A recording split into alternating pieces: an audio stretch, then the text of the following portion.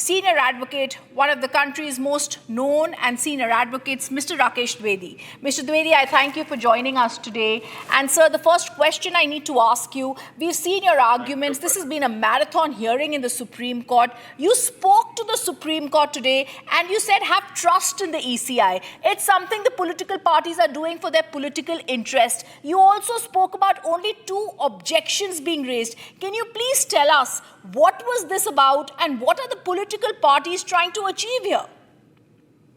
See, from the very beginning, these petitions have been filed by some individuals, some organizations claiming to be NGO, and some member of parliaments, but all in individual capacity. No political party has come forward to file a petition sworn with affidavit telling the court that this SIR is going to lead to disenfranchisement in a unlawful, illegal, and arbitrary or unfair manner. So nobody has come forward. But on the streets, we find that everywhere certain political parties are trying to attack the Election Commission as an institution and bring it down and to stall this SIR.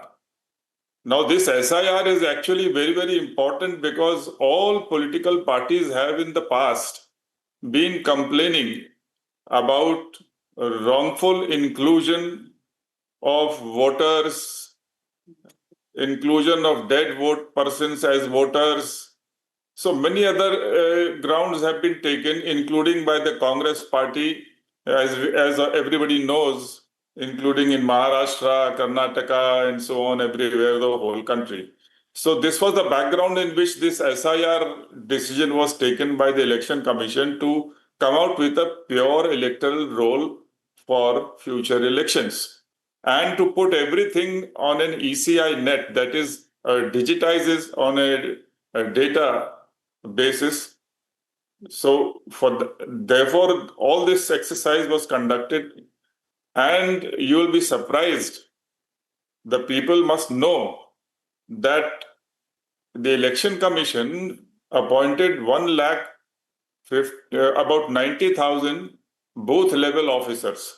Now, the first exercise which is part of SIR is that they increase the number of polling stations, which went up from 77,000 to 90,000, and with a lesser number of voters per booth, so that it becomes more convenient for people to vote and there is a larger percentage of vote in the elections. It has been a bane that voting strength has been hovering around 50% to 55%, generally, or sometimes 60%.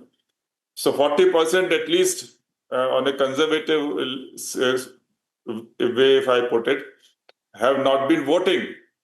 So therefore, this booth system was rationalized. Then along with it, a new program, a new mechanism in the form of SIR, broadly taking note of the act and the rules for framing the electoral roll, that was launched.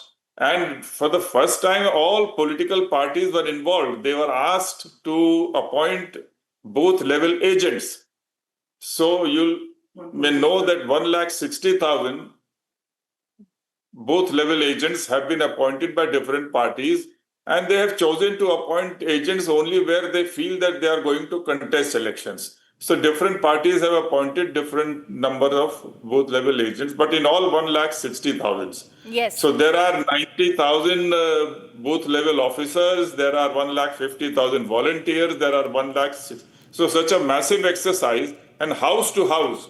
So everybody is going to the house with a pre-filled epic number mentioned, the enumeration forms, and they have obtained the signatures and they have uploaded them.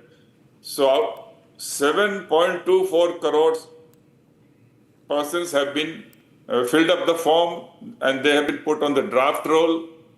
So all this while the political parties have been inactive, they have been obstructing. No constructive approach was adopted by them to come out with, to go out and meet the voters and help them in filling up the enumeration forms. Except for appointing agents, they have been opposing it all throughout and making wild allegations of vote chori, etc. I mean, this I'm very surprised. This is shocking. That how can you level such an allegation and completely baseless? We have seen in Maharashtra the data was a complete incorrect data.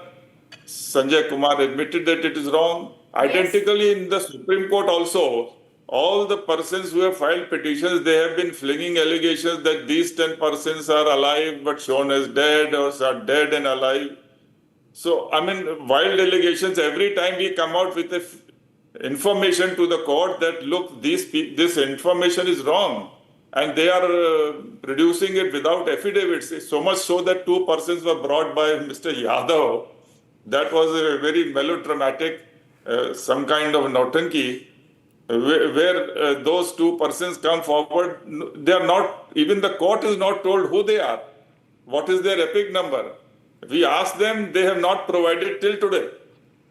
And Mr. Yadav has not filled up their enumeration form and loaded it on the ECI net so that they can be examined. So this is the state of affairs, that they are flinging false data, false facts, even before the court without affidavit, misleading the court, misleading the society, and not helping the commission, which is their bounden duty. Ultimately, what is the commission doing? The commission will prepare the electoral roll to the best of its ability with the assistance of everyone, and we have been asking for the assistance from everyone, including political parties. So these political parties ultimately will contest election, form government. It is for them. Election Commission is not going to form government. So these people, instead of assisting, it is their bounden duty, constitutional duty in the Indian democracy, to come out and help. And if somebody is being left out, no, we are not saying that this draft roll is a perfect roll. Had it been perfect, we would have finalized it. The reason why it is a draft roll is that you please come forward, file objections, correction applications and everything. But look at that state of affairs, that today when we filed, the court was surprised that only 2 persons have submitted enumeration, these correction applications or claims, objections. Mr. Dwivedi, I also want to understand another point from you. You said false data, false facts, misleading statements. Not the first case. We've seen the ADR also be in such a case, and also you've stated in an affidavit, the ECI has stated they've come to the court with malified intent. What is the intent of ADR to come forward?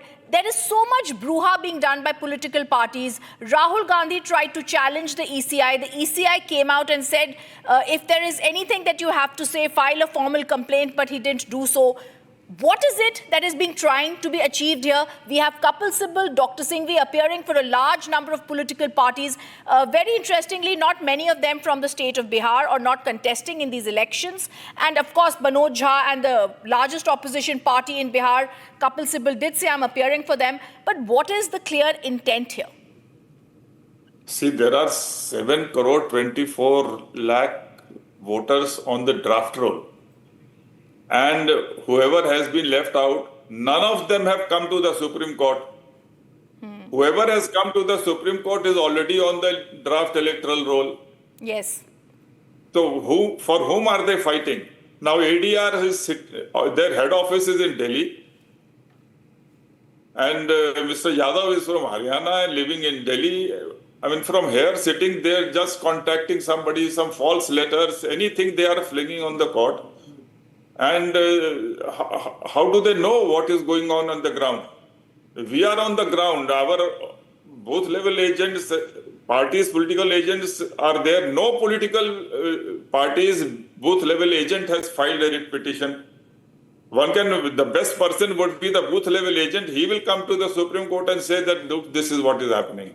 But not one has come. Explain, sir, in detail about what is being done that can be actually accounted to being misleading and malified by ADR? The ADR knows nothing. They get hold of some, like I said, this Mr. Yadav also was appearing a part of that exercise. He has also filed his own petition. 2 persons, they are not giving the reference of those persons. They are gone and lost. They have not filed any affidavit. Now other people have filed given some names of persons. We have examined. They are either on the draft roll or they were never on the roll earlier. So they are all persons who are not entitled to be on the roll or they are already on the roll. So such is the position, and their only one effort is to somehow create a situation where this SIR gets stalled and the election commission is forced to hold the election on the basis of the old SIR, which is full of illegalities. I completely agree.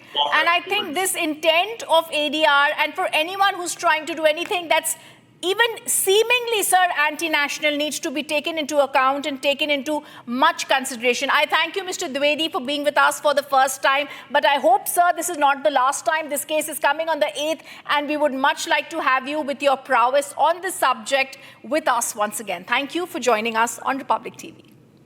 Thank you.